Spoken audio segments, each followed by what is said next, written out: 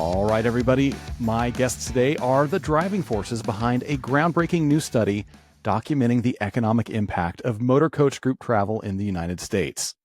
Lew Myers is Director of Research Policy and Impact at the ABA Foundation, the philanthropic and policy arm of the American Bus Association. Omneya Fahmy is Senior Economist at Tourism Economics, where she uses data-driven insights to help major tourism organizations make strategic decisions. Lew and Omneya, welcome to the podcast. Thank you, Brian. So I'm excited to dig into the details of this economic impact report. This is maybe the most comprehensive study I've seen on the economic impact of our industry in more than 20 years. So I'm very excited about it. I'm excited to hear from you, Lew, kind of what the impetus was for doing the study. What were the key questions you were hoping to answer? Thank you again, Brian, for having us. The Economic Impact Report was really part of a 3-study initiative that we mapped out last year. Just to go back a little bit, earlier on February 1st, we decided to get ahead of the curve, understanding that the administration might roll out some tariffs. And so we created a game plan and our first report that addressed what a 25% tariff would have on our Canadian manufacturers, which are Prevost and MCI. We were able to get ahead of the curve on that and actually take that data to Capitol Hill, and we're able to create an exclusion for our members, which ended up saving them millions of dollars on tariffs, and subsequently was able to avoid any hiccups in the supply chain. Our second study was the Sustainability and Innovation Report, which really showed how much more efficient motor coach are compared to other modes of transportation. In many ways, 10 times cleaner than transit. We have the lowest per passenger mile of CO2 emissions. And really on average, what's really exciting is that each motor coach removes up to 30 cars from the road. So not only do we have a positive environmental impact, but we're also helping reduce congestion mitigation. And then that led up into our third project, which was the Economic Impact Report. And the whole goal behind all of these research initiatives is to really add value to our members. And so this analysis really showed the positive downstream effects of the motor coach industry on the broader economy. And one note that you mentioned earlier is that we do capture group travel, but we're excited to add a supplemental report that's actually going to be released next month. So I guess breaking news, where we have scheduled service that we're going to incorporate into that data set. So in terms of adding more value to our members and the industry, moving forward, we will have both group travel and scheduled service in this economic impact report. And then one of the most exciting things is the new interactive map that we were able to create this year, which allows any individual to go to our website, buses.org. You can click on your state all the way down to your congressional district, and you can really mine and see how valuable the motor coach industry is to your particular area. So really excited about the work that Omneya and I have been able to do, and looking forward to more projects in 2026. Yeah, that map especially is just phenomenal. I've spent some time playing around with that. And the granularity that you can get, as you mentioned, breaking it down by congressional district is really fantastic. You can see all kinds of data in terms of, number of passengers and economic impact for your city in some cases, if you're in a big city. So that is really, really helpful. I am curious to hear your thoughts on what you think some of the big headlines are. I certainly know what numbers stood out to me, but I'd love to hear you say, what the key takeaways were that really jumped out to you when you got the data. Well, I think simply put, Brian, this report really confirms that buses bring business. Mm-hmm. Through the analysis, we see that the motor coach industry has a $90 billion economic impact. We support over 540,000 jobs. We've contributed $16 billion to the federal government in forms of taxes. And also we've created over $30 billion in wages and salaries. This really goes to show that unlike airlines and trains, the motor coach industry touches every state, every county, every city, every district, every urban and rural community, and we move over 400 million passengers a year. So we are a critical component to the movement of America. We also understand that we play a critical role with moving our servicemen and women. We have a vital role when it comes to working with the military and the Department of Defense. And when we have natural disasters in this country, the federal governments, both state and federal, partner and contract with our operators to move our citizens and vital resources. So we are a critical component to the chain of transportation in this country, and really just excited to amplify all the work that's being done in the motor coach space. Yeah, that $90 billion number is really attention grabbing. I've known for a long time that group travel and motor coach travel is important, but actually seeing a number that big attached to it just really reinforced something that a lot of us have known kind of intuitively, is that this is a big industry, and it is in fact very big. And I'm super happy that we have that data to share now. Omneya, what did you find in the data that was surprising, or was it pretty much just confirming of conventional wisdom? I would say it was a confirmation to what we've known about the motor coach sector, but the sheer magnitude of the multiplier effect was certainly very powerful. We've always known that motor coaches deliver high yield visitors, and the numbers back this up. Each dollar in direct spending by motor coach groups generated more than double in business sales when you factor in the ripple effects. Another sort of compelling confirmation is where that money goes, the breakdown of that money between the different sectors. So the data showed us that the food and beverage industry and retail are major beneficiaries. And so this is a good confirmation to know that motor coach travelers are hitting local restaurants and shops and injecting cash directly into Main Street economies. Some areas might not be serviced by other forms of transportation. And so it's very helpful to know that that the sector supports their local businesses to thrive. Yeah. Tell us a little bit about your methodology. How did the research team collect the data? How do you compile it? What makes you feel confident that it is accurate? So it's our data collection process was multifaceted and coming from several sources. So first of all, the data is grounded in the motor coach census survey. This was critical for capturing the supply side of the equation. So our team collected detailed operational and travel data from motor coach operators across the country as part of our annual census. This survey provided us with the necessary inputs for operational expenditures like vehicle mileage, fleet size, the type of the trip, etc. And so these figures established the operational spending that initiates that economic chain reaction. That's one side of the equation. Now let's talk about the demand side, the traveler spending. This data we were able to get from Longwoods International. And so it provides us with detailed, verified information about the traveler spending patterns, broken down by key categories like lodging, retail and recreation, dining, etc. And so using this to estimate the spending of our motor coach group travelers ensured that our direct spending figures are used based on a widely accepted independent measure of tourism behavior and expenditure.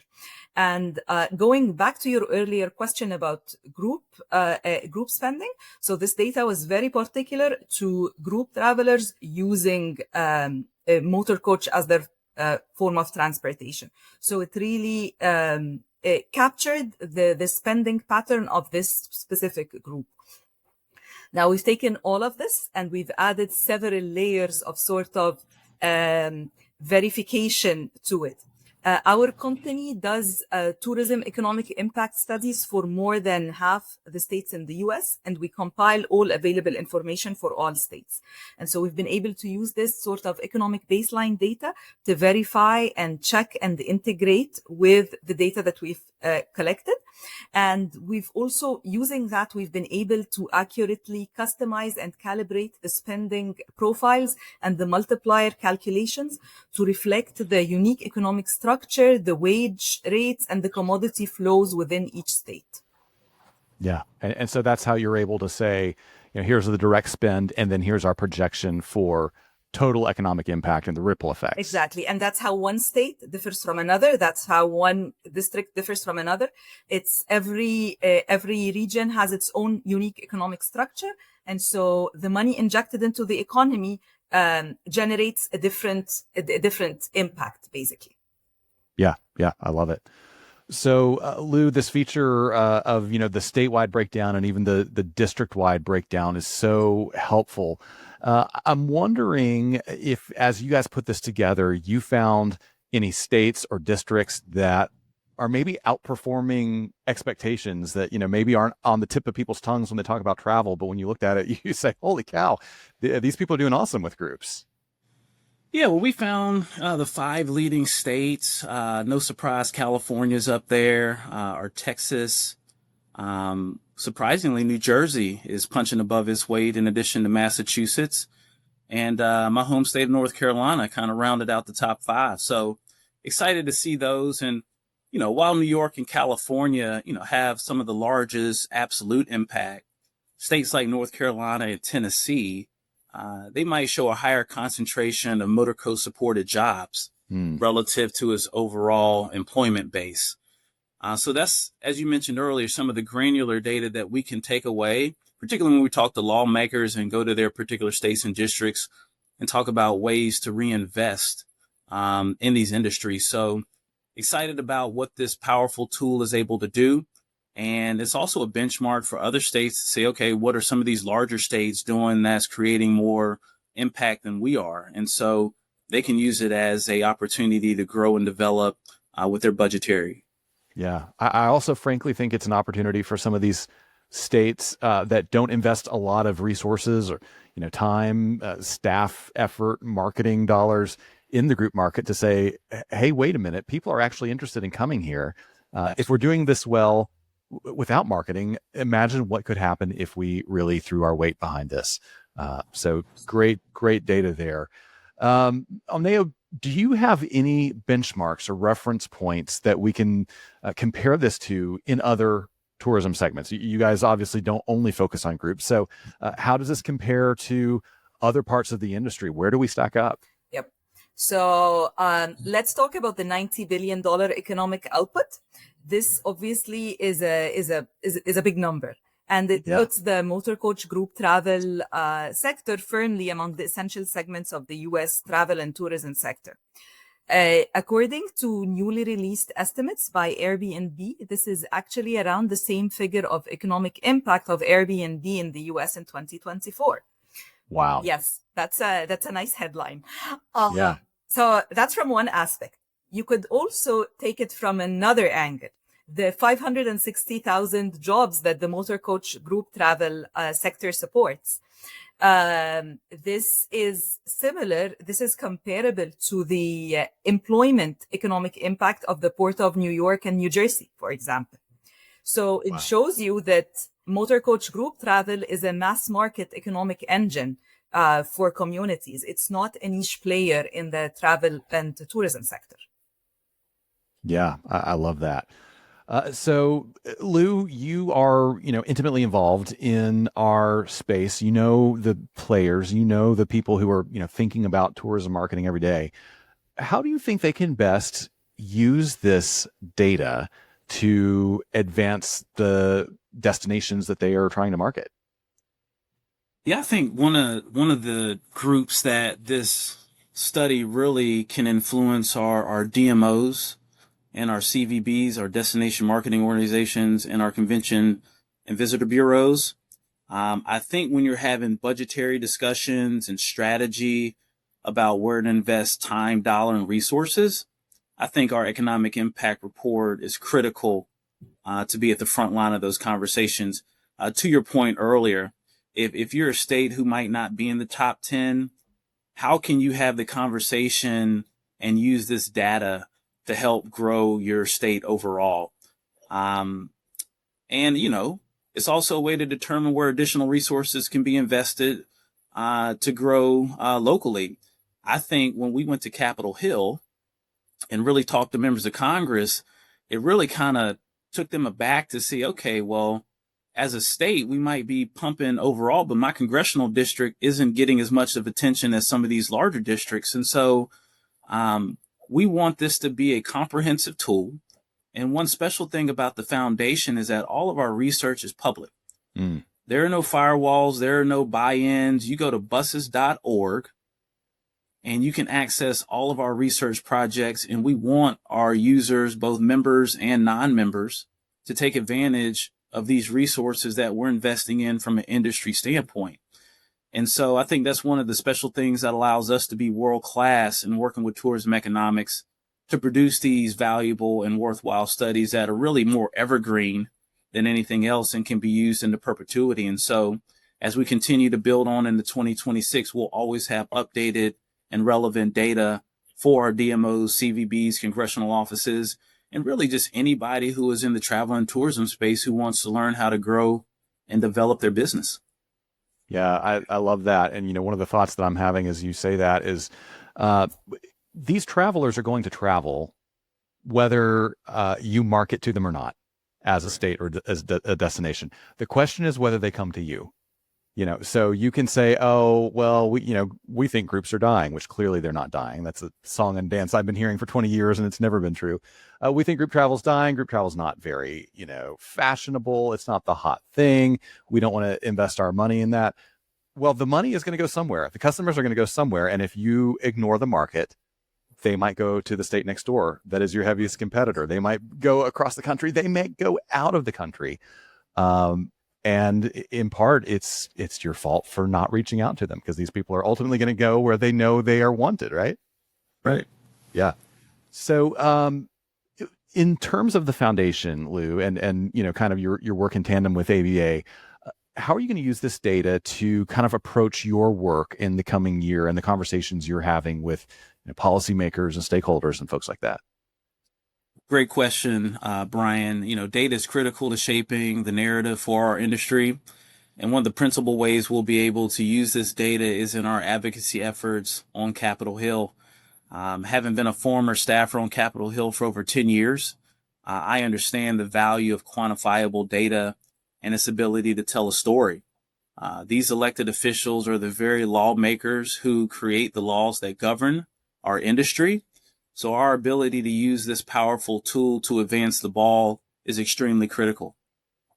At the foundation, we invest money, time, resources into these reports because in order to continue to be a world-class, credible hub for data, we have to lead and set the mark for our members and our industry partners and stakeholders. So for anyone who's listening to this podcast and wants to get involved, feel free to reach out and make a contribution. I like to tell folk investing in the ABA Foundation is not an act of kindness, but a strategy for change. And so happy to leave my information behind for anyone who wants to follow up. If you have any questions regarding the data or research projects and or what we have coming down the pipe in 2026, happy to engage.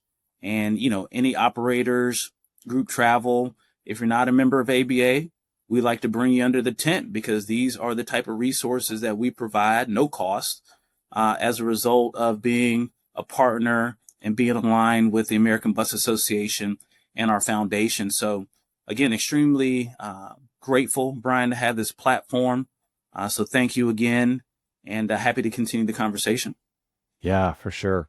Now, Omneya, 2024 was a great year to study something like this because there weren't major disruptions in tourism on the level of some of what we've seen, unfortunately, in 2025. So I'm curious, I know it's hard to say, what is going to end up happening this year, but I'm curious if you have a sense for whether these numbers that you found are going to fluctuate a lot, whether you think they're going to be pretty steady, and especially if you see policy issues like the tariffs, like the visa issues that we've been seeing. Do you see those having an impact on what these numbers might look like for 2025 or beyond? Yeah. So the multiplier effect, we've been discussing that magic 2.25 number. Guess what? It works both ways.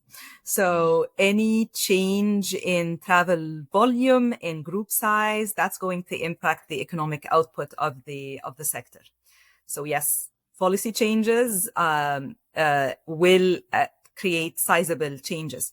Lew referred earlier to the study that we did earlier in the year to evaluate the effect of the proposed tariffs. Now, what the tariffs do is that they increase the capital and operating costs for motor coach companies. They could result in a reduction in fleet renewal, higher ticket prices, and potentially a decrease in service. So when we factored all of these in, we figured out that potentially this could cause a $3.1 billion reduction in economic output. And in terms of employment, that's more than 14,000 jobs. That's not taking into account any negative sentiment from people not wanting to come in, or any economic changes within the US that would affect traveler spending. So there you go. That's tariffs. Talking about visas and border policy, it's the same thing. A portion of the of motor coach group travel is from inbound international tourists. And so a reduction in those numbers means a reduction of the money coming in. And so, yeah, it's a direct and measurable loss of economic impact. So if you ran the same study, 6 months from now, looking at 2025, the significant drop in visitation from Canada, for instance, would show up in these numbers in a noticeable way. And what is going to be particularly interesting is seeing the changes in the states that are particularly vulnerable to changes like that, states on the border. This is going to be something we're looking for in next year. Yeah. Well, it's fascinating to see how these policy things we read about in the newspaper have actual dollars and cents impacts in our industry. And as you said, they have employment impacts.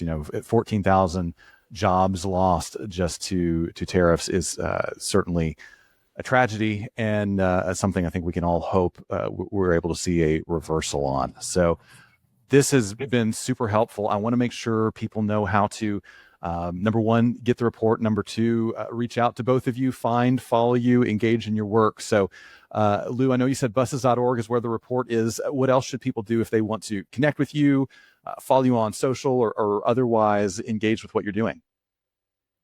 Absolutely. And that's BUSES plural.org, buses.org. If anyone needs to get in contact with me via email, that is L Myers, so LMYERS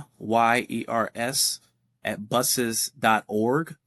And you can find me on LinkedIn as well under Lew Myers III. And so happy to engage and answer any questions from the audience. Yeah, excellent. Omneya, what about you? How can people reach out to you, find you, follow what you're doing?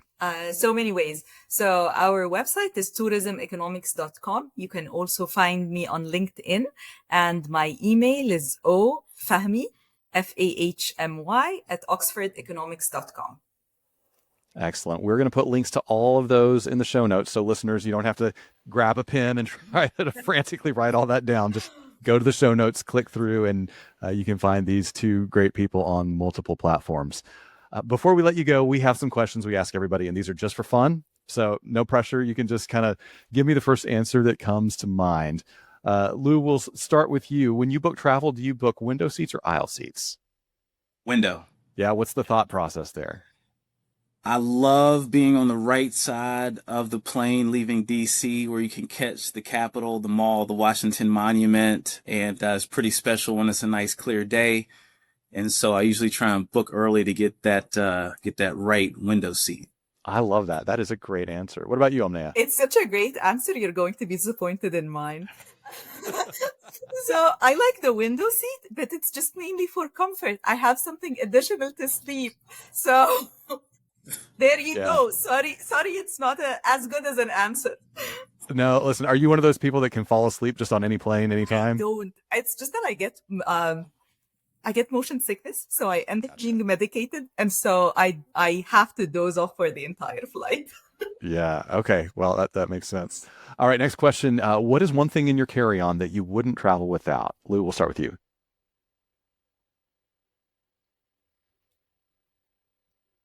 I would say my brush. I like to keep try and keep the waves going a little bit here. So I like to. My mom always told me that you brush your hair before you go out to school and church. So the brush is outside of the toothbrush. The hairbrush is the next thing that goes into the travel bag. So hard for me to leave home without it. Yeah. If you're not watching on YouTube, Lou has got it just expertly coiffed. So it's important to keep it that way. What about you, Omneya? Your hair looks great too, by the way. Oh, thank This you. is true. Yeah, makeup and jewelry. Yeah. I have done it in the past to forget my makeup bag, and it was a disaster. So I've learned not to. I can relate to you. There have been times where one time I forgot my entire toiletry bag, and I literally had to leave the conference and go to like a Rite Aid a few blocks away and get some essentials. So that's stuff you just can't miss. Omneya, if you had a free airline pass and a week with nothing else to do, where would you be headed next? Cairo. I'm Egyptian, and it's always very nice to go back home. Yeah, that's lovely. What about you, Lou? I've always wanted to go to Fiji. As a golfer, obviously I followed Tiger Woods. Vijay Singh was also one of my favorite golfers, and he was a Fijian. Always thought it was just beautiful to be out in the oceanic countries. So that is on the bucket list.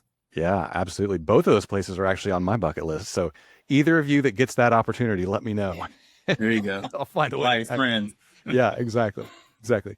Let's see, Lou, what is one thing you have seen or done on the road that you wish you could go back and experience again with somebody you love? Wow. I'll take a different approach. I think one of the cool things that's been full circle in my life and in my career is I remember in seventh grade taking that bus trip from Durham, North Carolina to DC for the nation's capital. Every student hopefully gets an opportunity to do that road trip. And so I remember those experiences and those times listening to CDs, hanging out with your friends, and now to actually be working in the bus and motor coach travel space is really full circle. I pinched myself. I never thought it would be like this, but when I first joined, I said, wow, I instantly went back to seventh grade when we used to take those field trips, not only to get out of school, but to experience some cool things with friends. So yeah, very special. That is so special. That class trip to DC in middle school Trip. was also my introduction to group travel, and I loved it. I thought it was the greatest thing ever. So the fact that here I am as an adult and have worked in that industry for years and years is just a total mind-blowing blessing. So I love your answer. Omneya, I'm going to give you the last word. Same question. Something you've seen or done on the road that you wish you could experience again with somebody you love. I've taken a group trip with my work colleagues from Vancouver to Whistler, and the drive is just so scenic. I would absolutely do it again. Oh my gosh, British Columbia. Yes. Totally one of the most gorgeous parts of North America, and there's a lot of gorgeous parts. So I completely agree. Anybody who has the opportunity to drive through the mountains there, you've got to take it. Absolutely. Well, you all, this has been so helpful. I can't thank you enough for joining us, Lou and Omneya. I hope you have a great day. Thank you. Thanks, Brian. Thank you, Brian. Hey, thanks so much for joining us for this interview. I want to let you know that conversations like this are just part of what you will hear if you tune into a full episode of the Gather and Go podcast. When you listen, you'll get travel news you may not hear anywhere else, along with some really helpful road tips, some smart analysis, and maybe even a hot take from me about issues that are impacting travel right now. Now, you can hear this full episode along with many others by searching for Gather and Go in your favorite podcast player, or you can click on the link right below this video or one of the videos right here to my side. Thanks for watching. We'll see you again soon.